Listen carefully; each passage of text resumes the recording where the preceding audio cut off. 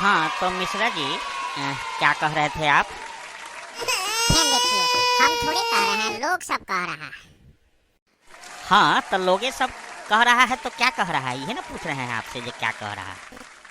क्या कह रहे हैं? लोग कह रहा है जो आप जबरदस्ती प्लान बना बनाकर अमित प्रकाश गोल्डी को प्रमोट कर रहे हैं और नगर निगम चुनाव में जिताने का प्रयास कर रहे हैं।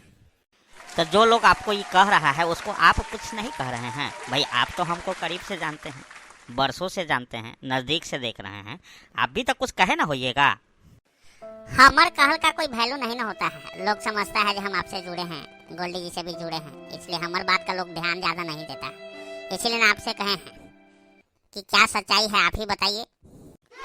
तो मिश्रा जी सुनिए, बात यह है कि कोई सरसों का तेल है जो उस पर लेबल चिपकाकर उसका ब्रांडिंग किया जाएगा। अमित प्रकाश गोल्डी खुद से पहले से स्थापित एक नेता है।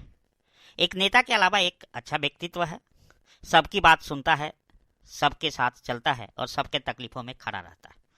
अब सवाल यह है कि किसी राजनीतिक दल से होने से उसके विचारधारा से ज़्यादा प्रभावित होना एक स्वाभाविक बात है, लेकिन जब भी आवश्यकता पड़ी है दलों के विचारधाराओं से बाहर जाकर आमजनों के साथ खड़ा रहा है। ऐसा आमजनों के साथ खड़ा होना और दल से भी विमुख होकर आगे बढ़ जाना सामान्यतः नेताओं में जो राजनीतिक दलों से जुड़े हैं वो दिखता नहीं है। इसीलिए मैं नेताओं के विरुद्ध रहता हूँ। अब अमित प्रकाश गोल्डी जैसे कुछ लोग हैं जो अपवाद हैं, जो जनमानस की समस्या को प्राथमिकता देते हुए कई बार पार्टी लाइन से बाहर निकलने में हिचकते नहीं हैं। दूसरा ये है कि इन्हीं सब कारणों से हमारी मित्रता अच्छी है। तीसरी बात यह है कि जो आदमी खुद से अपने दम पर व्यापार व्यवसाय में एक स्थान स्थापित किया हो, उसके संदर्भ में एक बात लगती है कि अगर हम जैसे लोग, आप जैसे लोग, आमजन सहयोग करें तो यह व्यक्ति राजनीतिक जीवन में, सामाजिक जीवन में और बेहतर स्थापित हो सकता है। अब आप मेरी बात करेंगे तो मैं आपको बताता हूँ। सवाल यह है कि जो आदमी खुद नहीं कर पाता है बहुत कुछ, उसे अगर कहीं से आशा दिखती है तो वो चाहता है कि किसी भी माध्यम से कुछ बेहतर हो जाए। यह बात तो तय है कि मैं राजनीति में, आज राजनीति जितनी महंगी हो गई है, निश्चित रूप से खर्च लगता है स्थापित होने में। अब मेरे जैसा शख्स जो पिछले 5 वर्षों से कुछ कमाया ही नहीं, सामाजिक है, वो बहुत कुछ बड़ा नहीं कर सकता है। बड़ा करने के लिए आर्थिक सबलता जरूरी है। अब मैं या तो बाप दादाओं की जमीन बेचकर कुछ बड़ा कर सकता हूँ, या फिर अमित प्रकाश गोल्डी जैसे लोग जो खुद से कमाए हैं, जिनके पास आर्थिक संपन्नता है और सोच भी अच्छी है, वो लोग शायद कुछ बेहतर कर सकते हैं। तो सीतामढ़ी की जो दुर्दशा नजदीक से देख रहा हूँ, कम से कम पिछले 5 वर्षों से, उससे पहले तो और बुरा हाल रहा होगा, लेकिन मेरी सक्रियता, मेरी उपस्थिति तो पिछले 5 वर्षों से है, जब मेरी दाढ़ी खुदला रही है, बढ़ती संकल्प की दाढ़ी। तो मैंने ये देखा कि आर्थिक संपन्नता और व्यक्तित्व दोनों का मिश्रण दिखता है अमित प्रकाश गोल्डी में।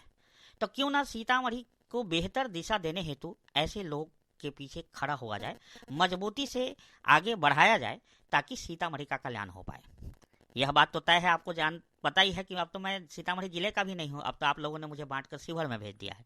लेकिन जो दर्द है जानकी जन्मभूमि की दुर्दशा को देखकर आखिर मौन कैसे रहा जा सकता है। देखिए संघर्ष जी, बात सुनने में तो ठीक लगता है, लेकिन जनता को समझ में आए तब ना। लोग तो यह कहेगा कि पीछे खड़ा होकर बंदूक पर ट्रिगर चला रहा है संजय सिंह। देखिए, मूलतः यह अवधारणा ही गलत है। सवाल यह है कि आखिर बंदूक चलने लायक होगा तभी तो।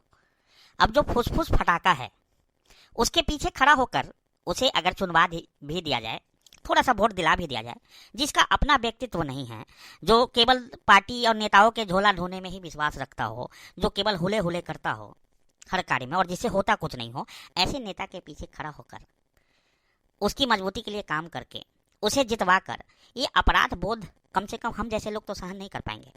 मैं शहर के तमाम ऐसे लोगों को देख रहा हूँ जो इस बार नगर निगम चुनाव में मेयर बनना चाहते हैं। मैं आकलन भी कर रहा हूँ। अब कोई डॉक्टर है, उसको डॉक्टरी से फुर्सत होगी, दोनों में से एक ही काम करेगा। मैंने देखा था डॉक्टर वरुण कुमार को जब टिकट मिला था तो प्रैक्टिस छोड़ दिए थे। वो अलग बात है कि टिकट फिर वापस हो गया तो प्रैक्टिस में आ गए। सवाल यह है कि अगर सही में वो जीत जाते, वो नेता बन जाते, तो आज 18 गोली से कौन बचाता। कोई डॉक्टर मेयर बनना चाहता है, कोई किसी विधायक सांसद का झोला ढोने वाला मेयर बनना चाहता है, कोई घर से निकल कर लगा एकाएक राजनीति में आकर मेयर बन जाना चाहती है, कोई किसी दल की नेत्री है तो इसलिए मेयर बन जाना है। मैंने तमाम लोगों की काबिलियत को देखा और मुझे लगा कि एक साफ सुथरा छवि, एक साफ सुथरा व्यक्तित्व को आगे बढ़ा लेने में सीतामढ़ी की भलाई है। इसलिए मैं इतनी मजबूती से लगा हूँ। और मैं तो कहता हूँ कि आज भी आप देख रहे होंगे चुनाव स्थगित है, लोग अपने अपने घरों में समा गए हैं, कुछ लोग हैं जो भटक भटक कर फोटो खिंचा रहे हैं और सोशल मीडिया में डाल रहे हैं कि देखिए हम ही असली मेयर हैं, हम ही असली प्रत्याशी हैं। सवाल है कि अब से पहले कहाँ थे? अब से पहले तो नहीं थे, कहीं दिखते तो नहीं थे। हम लोग दिखने दिखाने वाले काम में नहीं, लोगों से मिलने का प्रयास कर रहे हैं, विभिन्न संगठनों से मिलने का प्रयास कर रहे हैं।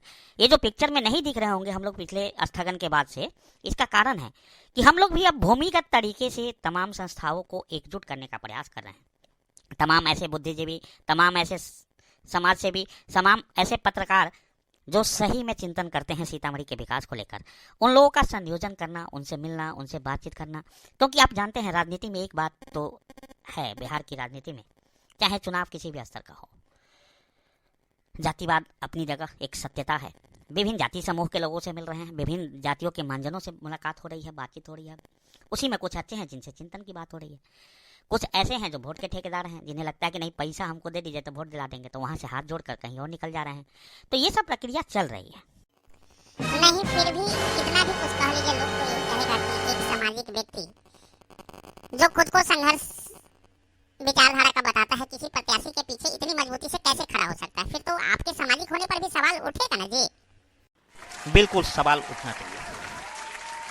सारी परेशानियों का जड़ भी यही है कि सवाल नहीं उठता। सवाल इस बात पे नहीं उठता कि नगर परिषद इतने दिनों से अस्तित्व में था, शहर के लोगों ने बढ़िया ही चुना था, तो फिर जल जमाव क्यों?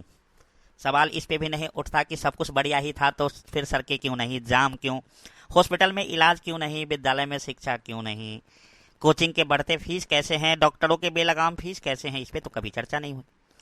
निश्चित रूप से मेरे इस प्रयास पर चर्चा होना चाहिए। सवाल यह है कि मैं एक सामाजिक व्यक्ति हूँ, सामाजिक चिंतक हूँ, तो क्या मुझे चुनाव के समय चिंतन नहीं करना चाहिए? अक्सर होता यही है कि लोग 5 वर्ष चिंतन करते हैं, धरना प्रदर्शन, भूख हड़ताल, सड़क पर निकलना, मार्च सब करते हैं। कब? जब कोई गलत चुना जाता है। अरे जिस समय चुनाव हो, जिस समय कुछ बढ़िया होने की उम्मीद हो, उस समय प्रयास होना चाहिए। मैं अपना एक वास्तविक प्रयास कर रहा हूँ। मैं चाहता हूं कि अगले 5 साल में जब आप मेरे पास किसी काम के लिए आए तो मैं आपका उंगली पकड़ के लेकर चलूं और कहूं अमित प्रकाश गोल्डी को कि ये जायज कार्य है और इसको तुरंत कर दिया जाना चाहिए। मैं ऐसा नहीं चाहता कि माइक लेकर चिल्लाते रहूं 5 वर्ष और धरने पर बैठे रहूं, अनशन पर बैठे रहूं और जनता का भला फिर भी कुछ ना हो पाए। ऐसा होता रहा है, अभी भी तो कर ही रहे ना। हाँ, मेरे प्रयासों के बावजूद भी अगर कोई गलत चुन लिया जाएगा सीतामढ़ी नगर निकाय में, तो ठीक है, फिर आंदोलन करेंगे, फिर चिल्लाएंगे, फिर शोर मचाएंगे, फिर आपके साथ बैठेंगे, फिर चर्चा करेंगे कि देखिए मेयर गलत है। लेकिन अभी समय चुनाव का है, अभी वह समय है जो सीतामढ़ी को एक वास्तविक मेयर दिलाया जा सकता है। मेरा प्रयास पूरी तरह से उस दिशा में है। आप कभी भी ये ना सोचे कि हमारा प्रचार प्रसार कोई बंद है। देखिए आपको पता ही है, मैं तो 5 वर्षों तक मेहनत करने वाला हूं, पहले भी करते आ रहा हूं, आगे भी करते आऊंगा। परिणाम तो जो भी होगा वो जनता के अंगूठे में है, और चुनाव कब होगा ये आचार संहिता के झोली में है, चुनाव आयोग के झोली में है। आचार संहिता अभी भी चालू है, नोटिफिकेशन के साथ ही आचार संहिता लग जाता है। इसलिए बड़ी बड़ी गाड़ियां, एलईडी लाइट, एलईडी गाड़ियां, जुलूस, रैली तो नहीं किए जा सकते, लेकिन व्यक्तिगत रूप से जिन लोगों के को अपनी विचारधाराओं से सहमत कराया जा सकता हो, जोड़ा जा सकता हो, जिनसे विचारधाराओं की चर्चा हो सकती है, वो प्रयास जारी है। मैं दावे के साथ कह सकता हूं कि जितने प्रत्याशी मैदान में हैं, मैंने सबका आकलन किया और सबका आकलन करने के बाद मेरे अंदर से ये आवाज आई कि निश्चित रूप से अमित प्रकाश गोल्डी उपलब्ध तमाम विकल्पों में बेहतर विकल्प है। इसलिए अब नल छाप से ही विकास की गंगा बहानी होगी। हाँ, ये बात भी बड़ा चर्चा में है कि चुनाव स्थगित हो गया तब भी आप नल छाप किए जा रहे हैं। हाँ मिश्रा जी, विकास का गंगा बहाना है तो नल छाप करना होगा। रही बात चुनाव स्थगन का और छाप का, इस छाप को तो चुनाव आयोग को हमें देना ही होगा। एक बार अलॉट हो चुकी है तो छाप ये ही रहेगी, नहीं रही तो हाई कोर्ट हम भी जाएंगे, दरवाजा कोर्ट का खटखटाएंगे। भैया छाप बड़ी प्रयासों से प्राप्त हुआ है, इसे ऐसे ना छोड़ सकते हैं और ना ही ऐसे बदलने दे सकते हैं। जितना प्रयास छाप के लिए है उतना ही प्रयास सीतामढ़ी को एक बेहतर विकास का छाप दे पाने का है। निश्चित रूप से दोनों ही के प्रति हम लोग संकल्पित हैं। अभी भी मिश्रा जी आपके दिमाग में दही हो कि नहीं हम गलत कर रहे हैं, तो उसका मट्ठा तो हम बना नहीं सकते, लेकिन मेरी कोशिश है कि ऐसी बातों का, ऐसी अफवाहों का कहीं भी प्रवाह हो रहा हो तो उन्हें मैं बताने का प्रयास करूं कि आखिर हर बार किसी न किसी को चुनते ही थे, विकास तो तब भी नहीं हुआ। एक बार मेरी सुनिए, शायद मेरी खुजलाती दाढ़ी, मेरी अपनी छवि और मेरा अपना प्रयास सम्मिलित होकर शायद सीतामढ़ी में कुछ बेहतर करा दे। बाकी उम्मीद पर दुनिया टिकी है। इतनी बार उम्मीद रखकर ना उम्मीद हुए हैं हर चुनाव में, एक बार मेरा भी तो हक बनता है आपकी उम्मीद को हासिल कर लेना अमित प्रकाश गोल्डी के पक्ष में। धन्यवाद, संघर्ष प्रणाम मिश्रा जी। पक्का इस बार आप थोड़ा सा समझदारी वाला बात किए हैं, जो हमको बता दिए हैं ये बात। पक्का इस बार आपका चाय पक्का है, लेकिन पिलाएंगे आपको फिर भी अगली बार ये। अरे क्या आपका चाय और क्या आप पिलाएंगे। चलिए, बहुत बहुत शुभकामनाएं आपको हमारी तरफ से।